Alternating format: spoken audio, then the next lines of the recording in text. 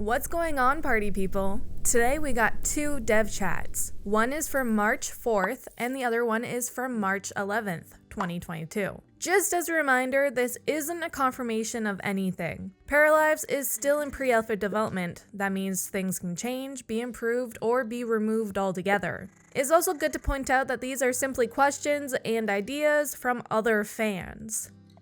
We're going to begin with the community voted questions. These are the questions that got the most likes from the super patrons during the dev chat. The first one is all about reputation and how actions could affect your reputation even towards paras you haven't met yet. This is a pretty neat idea, in theory. I like it, I really do, but I can see how it can make it hard for the player to complete certain actions or progress in their stories if they have to micromanage their para's reputation. I do think reputation should be an aspect in Paralives, but how exactly it should work, I'm not too sure. This idea sort of reminds me of the gossip feature in Sims 2, where you can determine what the Sims are gossiping about through the speech bubbles that pop up. For example, the rumor that someone is having an affair, someone got a bad grade, or peed their pants could travel throughout the community. Maybe something like that could be incorporated, and that could affect the paras' reputations? I'm not sure.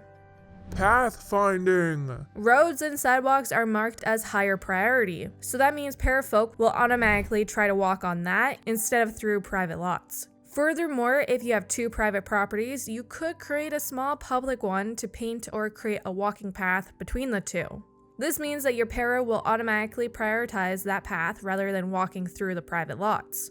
However, it's good to keep in mind to take all of this with a grain of salt until there's a working version of the game. What do you think about having different languages throughout Paralives? Your characters could learn them through books, movies, and just talking to others. This is definitely not confirmed, but it's a very cool idea. So, what do you think about it? Moving on to general questions. Don't worry about losing information when traveling between towns. The devs are making sure that it doesn't happen, despite the game launching with only one town. Inactive buildings will, most likely, not be fully rendered and simulated. Maybe your para will be able to peek in the window, maybe not. You'll be able to share save game folders with other players. This is great news for the community.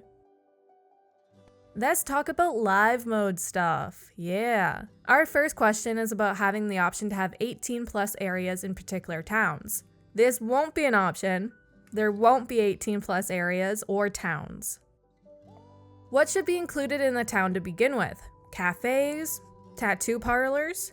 I think there should be parks, a public library, a museum, a gym, a community center, and maybe a police station, fire station, and/or hospital. What would you include?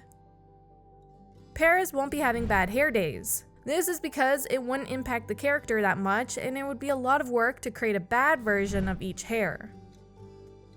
Okay, I actually love this suggestion from Loki the Shady Spirit. They came up with a soft lock on rooms. This means instead of locking rooms for certain characters, you could have your para ask that person to not enter the room. For example, an older sibling could ask their younger sibling to stay out of their bedroom. If the younger sibling goes into their room anyways, it could cause a rift between the two and the older sibling would be upset. It could negatively impact their relationship, which would be interesting for family play, honestly.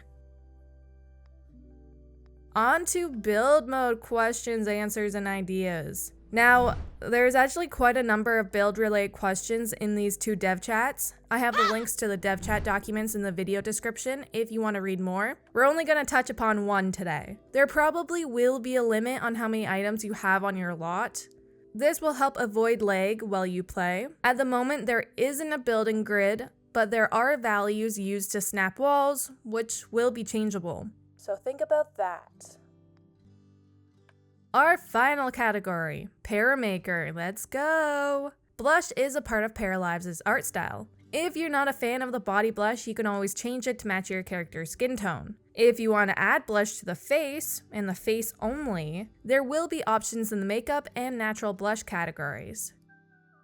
I would be a huge fan of having a favorite makeup category or something of the sort. That way you can easily and quickly apply the same makeup to every clothing category. It would be even better if this extended past the makeup and you could select a favorite accessory preset or clothing preset. It could be very, very useful while creating characters. There are 2 versions of the chest area for pecs and breasts. This is great news for gender-neutral clothing options. That means there won't be any awkward shadows or wrinkles for any para, no matter what they're wearing. Alrighty, good people, we've come to the end of these 2 dev chats. Just as a reminder, I do have the links for the full dev chats down below.